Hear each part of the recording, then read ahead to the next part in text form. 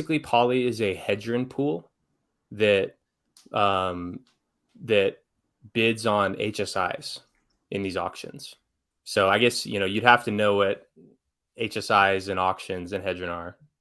So Yeah, for a maybe brand new person, a it's little a brief background coin. on this. It's a coin that's backed by other assets that produce yield, and the type of asset is they're called HSIs. They're hex stakes that have been put through this system called ICOSA, which is related to Hedron. And the ICOSA system, it basically causes these things to go to these liquidation auctions. And so there's going to be about 6,000 HSIs coming to auction pretty soon. And so Hedron is like a variation of the previous hex staking pools that we've built, whereas instead of the previous pools where you deposit hex and then the hex is staked as a big pool, you deposit Hedron. Hedron is used to bid on these on these HSIs coming to auction, and then those HSIs are held and backed, or the Poly token is backed by those HSIs. And after all the stakes end, if you have Poly, you can redeem it for the underlying hex, Hedron, and some ICOSA. So that's how it works. You mint one Poly per one Hedron that you contribute to the contract, and that should be launching here in the next couple of days, because these auctions start on like the 13th, so we want people to have enough time to mint. And so, why are the auctions such a big deal too? Like, why are you launching right before them? Yeah, so basically, there's a pretty big problem in just. I mean, it's not like it's kind of a systemic problem, but it's really just like a problem for individuals, and it's that is that most of the people with the most Hedron are the largest, oldest hex stakers, because those, getting in your stakes when the T-share rate was 10,000 hex per T-share, and when the price was 1,000 times lower, it's like those people have like basically a permanent advantage, at least for 15 years until they have to renew their stakes. There's a permanent advantage that these long-term hex stakers have over the Hedron supply. And so what that means is that because these HSIs that are coming to auction, you can only buy with Hedron, all the small, like the newer people, basically the class of 2021 and on, if they want to participate in these HSI auctions, they're basically stuck with the smallest stakes. And the problem that we solve with our regular hex stake pools is that many stakes that are very small and long, especially the long, because it's based on how long they are, a lot of those stakes may be infeasible to end due to gas fees, or maybe the gas fee eats into more than half your yield. There's a calculator I made that shows you can kind of toggle some estimates on gas price and ETH price, and that tells you how much it'll cost to end a stake based on the length. And so so small people that wanted to participate in these auctions, they're basically screwed, because most of these HSIs are very small, and if you're stuck with those, you may not be able to exercise the hex stake. So it's a big problem. Same problem we solved with our regular pools. And so rather than allowing those people, or rather than, those people's only option being to bid by themselves, we're building Poly to allow them to pool their funds together and then compete for these higher value stakes that are less impacted by fees. And then the act of the pooling actually helps even further reduce the fees, because, now you have thousands of people, per stake, instead of like one person, one stake. So how does Poly help solve the problem of so many stakes that you are not feasible to end? Yeah, it's like I'm not getting clear on that part. So it by making it so that participants aren't stuck with those stakes. Okay. So like instead of like, say you have, a million Hedron, instead of bidding on like these tiny little HSIs, you can simply join Poly, and then now you own part of these larger stakes that aren't as impacted by the gas fees to end. And you're co-owning it with a community, and so you don't have to pay for the gas on your own. So it doesn't really do anything for this, like the smaller ones, but we're mainly just trying to save people that would otherwise be stuck holding the bag on HSIs that may be worthless, or maybe that they would have to do the whole ICOSA, circle thing. Right.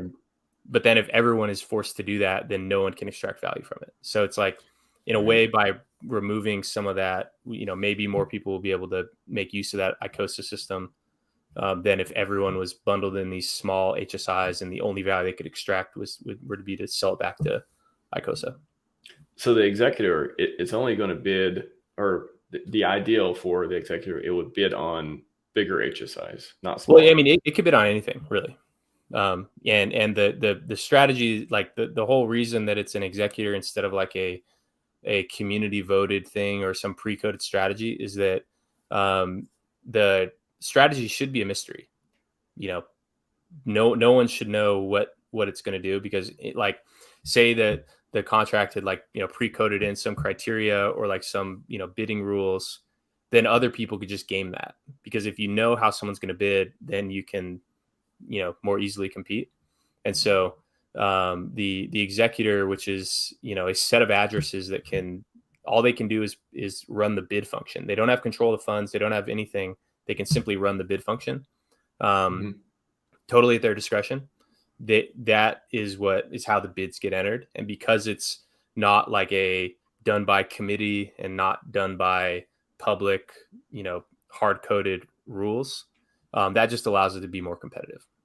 But for the value proposition of saving people from the smaller HSIs that they can't extract value for, if everyone does it, then there's no value left. All that stuff.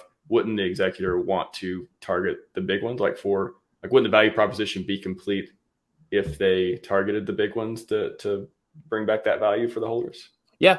I mean, it definitely can. But also what's good about the pooled concept is that because these are held in a pool, Poly is basically like a token backed by a basket of HSIs. And because these are in a pool, the Poly contract can actually afford to go for smaller ones too. So they're whereas a regular user is like a one-to-one, like one person per HSI, you really want to go after the ones that are at least over maybe 300,000 hex principal is from my perspective.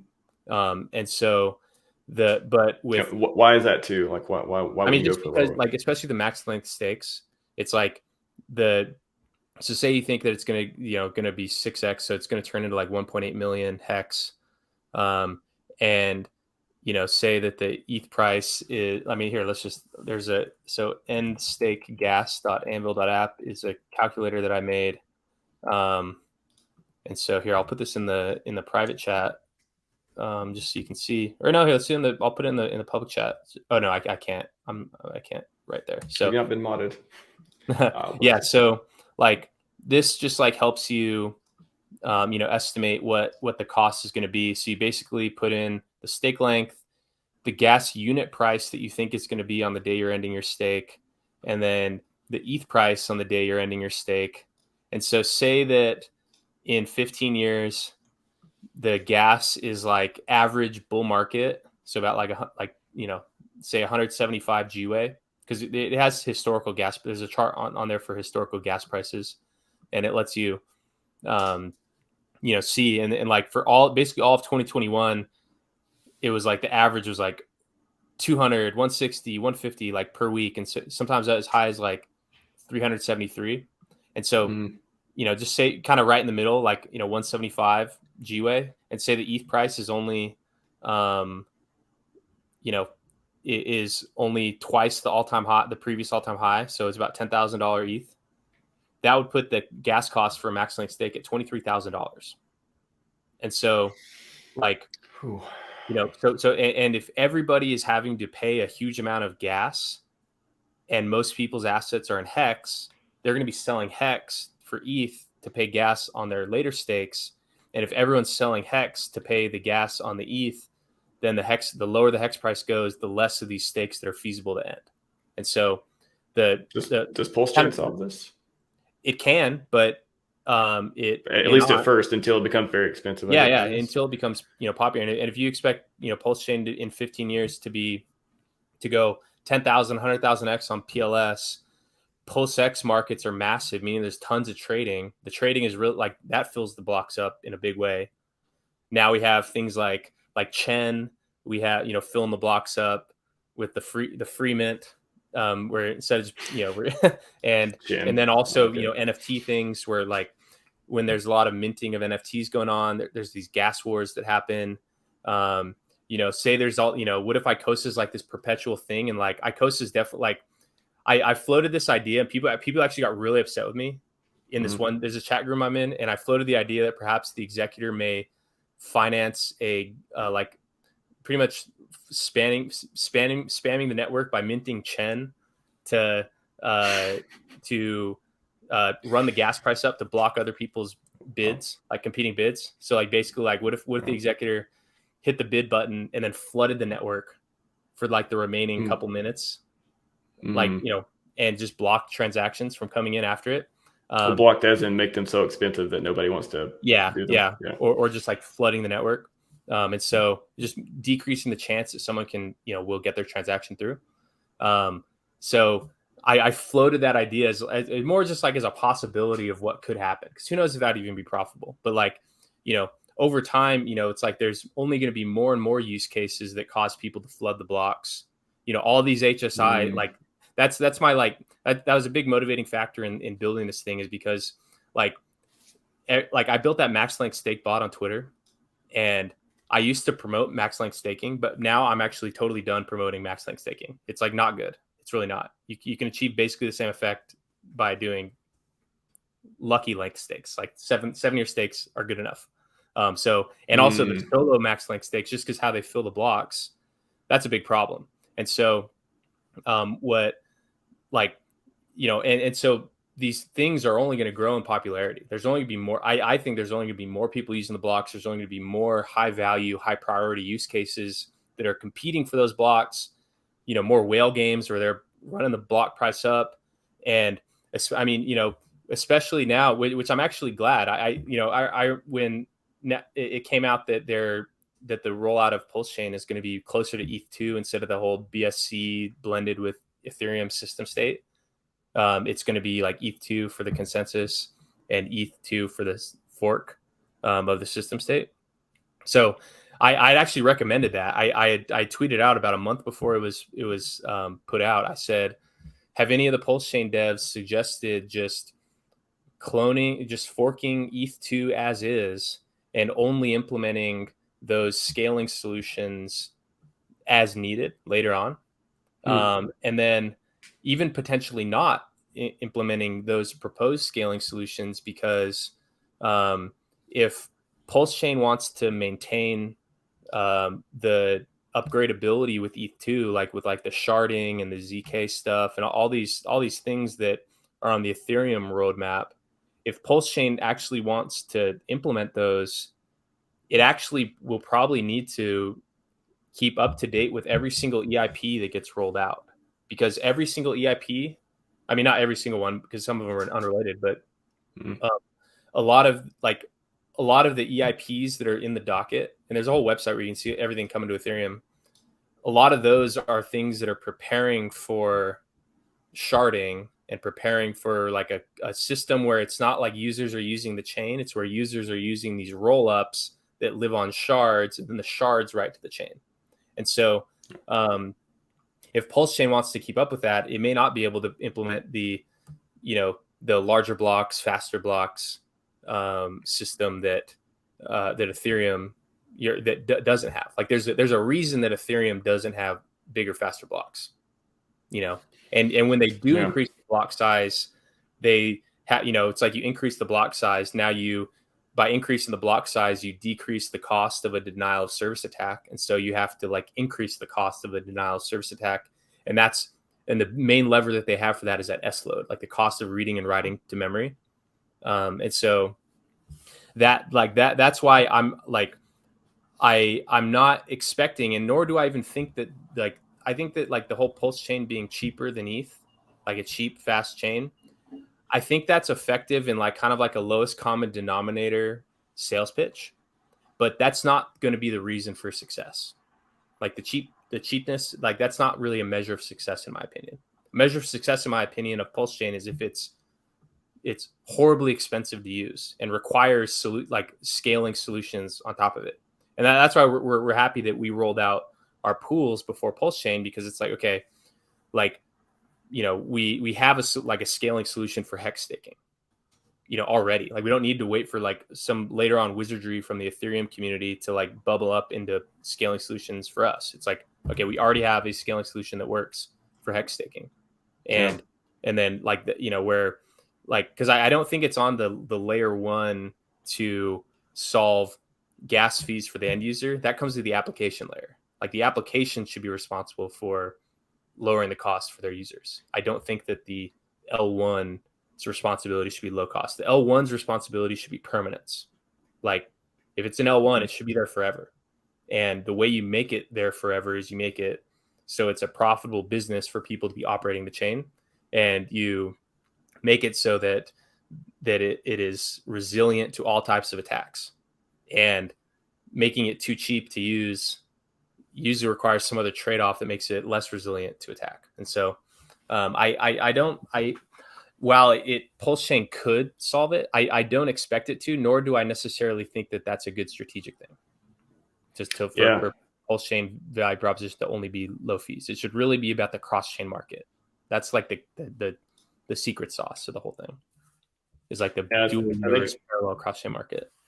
I think RH is definitely prepping that. I'm sure that, I don't think it's a surprise. ETH 2.0 came out and, the BSC switch. I think that he was like, okay, we're going to see how it works. If it fails, we won't use it. If it does, we're going to be ready to use it. And then in the future, there's got to be a system, they're going to put a system in place to take these updates, because like I said, that is something when you fork something and you want to still get innovative stuff and you're not creating it yourself, you need a way to onboard it easily and not be this like huge process, or, you can still pick and choose which ones to take, but you need a way to like get it done without having to like major restructure things. So I'm sure they're figuring that part out. But just back to the Poly process too. So as a user, can you just walk through the process as a user, when Poly launches, what happens? How can users use it? And then how can they get Hedron back afterwards, how all that stuff works? Yeah. So when Poly launches, you'll just go to the website. It'll be something like poly.maximus.cash. And then you will simply mint your Poly with Hedron. So you deposit one Hedron and you mint one Poly. So however much you want to mint, there's no limits. And then so that's literally all you do. That's like all you need to do. And then there's kind of next layers of activity. There's something called the suggestion box, which if you have a wallet that has Poly in it, you can send messages to the Executor, because there's a dashboard that I'm building that I'm going to give to the Executor to use for bidding. It's like a private bidding interface with like, there's some data that I share publicly around the HSI in like valuation models and this whole system, but there's also some stuff that I don't do on stream that's only for the Executor. And so there's a dashboard that I'm creating for the Executor. Huh? Pop proof of Poly to talk yeah, to the yeah, kind of. Yeah, it's like and it's more just a spam filter. So people like, you have to have some Poly to put it in there. So the Executor knows, like, the Executor has a feed of, it's called the suggestion box. So like these suggestions, it lets users put in like a particular HSI address, or maybe just like a note, general strategy, words of support, who knows, anything. And it's just like a suggestion box. So it's kind of for crowdsourcing, ideas and strategies around the HSIs. And so if you have Poly, you can message them. That's totally optional. It's not on chain either. It's off chain. It's just done through signature schemes. It's not done through the blockchain. So it's just like an off chain strategy crowdsourcing system to, help the Executor succeed. And then, so you can choose to do that if you want. But then also there is something called Water, which is, all it is a donation bucket for helping the Executor pay for gas fees. So it's, because the Executor, as designed, it's like all the gas fees for the bidding, it just comes out of their pocket. Who knows what types of craziness can happen? The gas is probably gonna be crazy during the auctions. And people maybe, I fear that I let the cat out of the bag by suggesting that people can run bots that flood the network with Chen transactions to prevent other people from bidding. I did that more as just like painting something that could happen with when people are asking what happens with the ETH. It's like, okay, ETH is going to use for paying for bidding, but who knows, maybe there's other ways that the executor can use those funds to improve the chance of success. And that was one idea that I give. And was it like perhaps the executor may just flood the network with transactions and then lock in like penny on the dollar, discounts on these auctions. Like, just that was just an idea. And so, well, if other bidders have the same idea, then can they use that against the executor too, right? Yeah, it could, but that's kind of the benefit of doing the pooling, and especially now that we have water, where it's a donation bucket that mints you a coin. So you mint 369 water per ETH that you put into the bucket, and those coins have no use case. It's purely a memento, a symbol of support for Maximus, a very rare coin because it starts, in the first 36 days you can mint 369, then it cuts down to 123, then to 41. And then what's 41 divided by 3? So 13, 4, 1, and then 0. So minting of water ends after about 260 days. And it's just like a donation bucket for the just to give the executor a gas budget, to be able to bear any type of issues with the just with gas that may occur. So that's an optional thing. It's not required. You can simply just hold poly and do nothing. But if you want it, but those are just things that you can do as a user to help the executor succeed. So poly launches, you can trade Hedron for poly, and then when the auctions start, you could, if you want to get water, you can message. If you have poly, you can message. You put suggestion box. You can message the executor, stuff like that. You can mint water if you want to help fund some of the executors' stuff going on. And then after the auctions, like what happens with that? Like how can users use poly redemption stuff after that? Yeah. So after all the HSIs end, you can redeem your hex. Hedron. Okay, so in 15 years, yeah, that's the redemption period. Okay. Yeah, and so another thing to note about the minting is when you mint your poly, so the two things you type in are the amount that you're minting and a percent. So there's a bidding budget percent where users can determine if they can vote on if they think that 100% or less than that should be bid, and the whatever amount is not allocated to the bidding budget is simply staked through ICOSA. So and that's just a way to like allow users, because some people view the executor as a risk. I don't, but some people do.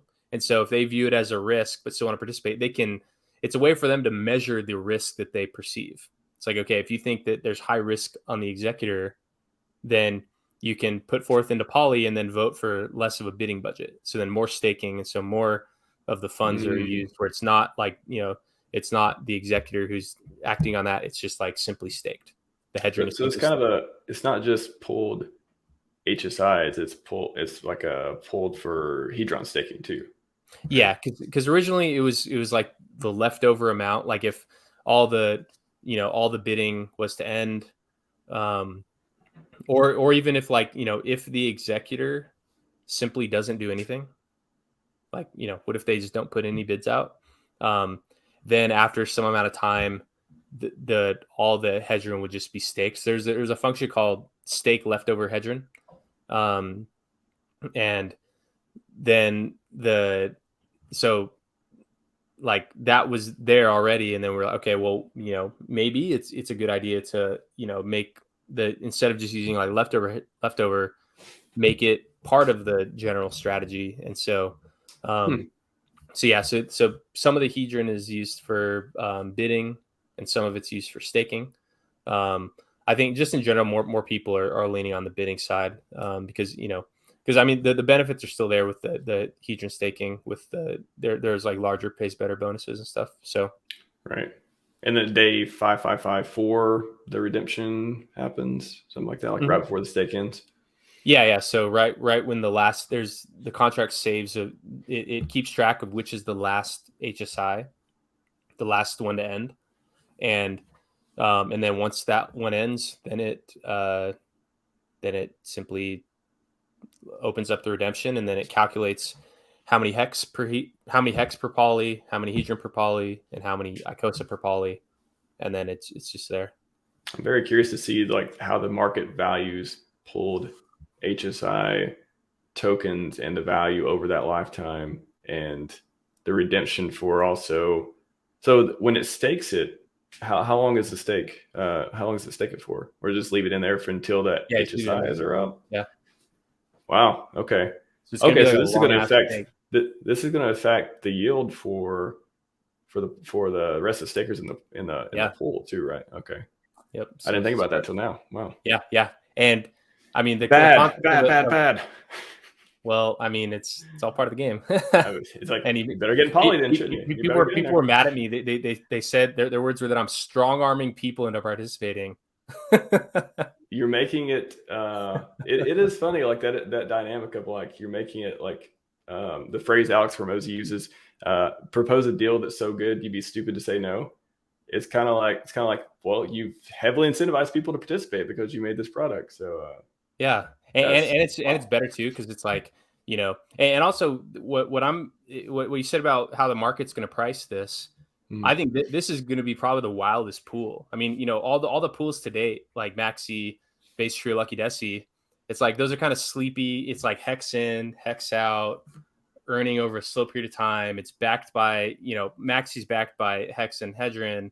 The other pools are just backed by hex, kind of hex in, hex out, slowly earning. You know, it's that those are more like kind of like infrastructure level financial products, whereas poly is like this wild card because there's huge uncertainty in the amount of HS, like the value of the HSIs that it's going to actually win, you know.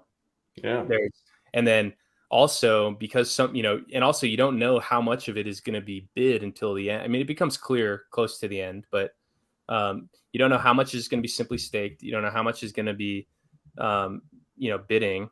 You don't know the value of the HSIs. You don't know how much they're going to earn. You don't know how much. I mean, you do know how much hedron they're going to earn, but you don't know what the yield is going to be on the big stake of the hedron stake. So you have a huge amount of unknowns, and also it's not hedron in and then the hedron plus some more out. It's hedron in, and then the majority of the value is the hex, then the hedron. So it's like it's like almost like you're converting it from hedron into hex in a way.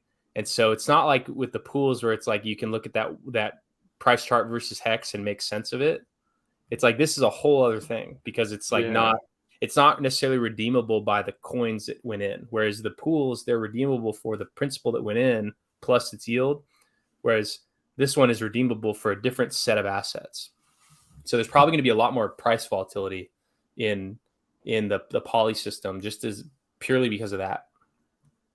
As usual, hex price go up, all the token prices go up. Sounds like it's very correlated to because this is like hard to wrap your head around, man. It's pulling. Wow. Okay, I'm not going to try to go forward on that. Yes, it is going to be wild. It's going to be wild and crazy. Got a few questions. People have been waiting a while. They're going to start lynching me if I don't start posting them. Is there an estimate on how many days Executor will take to bid on HSIs, or they keep going as long as it takes up to use Hedron? Yeah, I mean, it's there's no, who knows? And they're going to be coming out forever pretty much. And, you know, it could be anything. And you know, you don't even know really, like, no one knows what the Executor actually is even. Like, it could be a bot, and, you know, could be a bot, could be a person, could be a bot that's kind of operated by a person, could be a group of people. Person. Yeah. And could be sentient AI. Yeah. Yeah. And so, you know, it could be anything, and their strategy will be anything, you know. Maybe I'm not even gonna say what I was gonna say. What is the Microsoft bot that went crazy on Twitter that one time? The one where they tried to train it to talk like a teenager and it just turned into like a racist gamer or something. Yes. You could be donating to that bot. Maximus could have repurposed that bot. Well, it had such a funny name too. It was like such a really like nice name, and then turned into like DGen Twitter bot. Yeah. Would there be a front end for ETH? Yeah, a couple people asked this question. Is that what you guys launching on there, or what's the deal with that? Yeah, probably. Yeah, it's. But to participate, then people would like to don't like to suggestion box, donate, mint, all that stuff. They need to switch their network over to do all that. You think a lot of people are you trying to weigh it by like how many people are actually going to be interested and participate in that, or what do you try to? Yeah, I mean, I'm mainly focused on the mainnet stuff. Yeah, like, those other ones are. It's like they're cool, but it's like, okay, there's tens of thousands of dollars at stake there, whereas there's hundreds of millions of dollars at stake here. So it's like, okay, what one are you gonna focus on? You got the A team executor bot running on the ETH main chain, and the B going back to the B teams running the ETHW and ETH Fair at the same time. Yeah. The junior devs on the ETH Fair. Yeah. It's gonna be interesting to see what kind of value those chains have in the future, and if they're around, how long they're around. When Hex goes up, it tends to go up on all chains too, right? So very interesting. Let's see. Yeah, I'm definitely UFO. I'm definitely going to ask about other innovations here in a minute. I just want to get through some Poly. Will there be an algorithm catered to compiling the largest consensus model suggestions? Maybe. And the contract's coming back, supposed to come back from audit today. Is that right? Yeah, it was scheduled to get back today.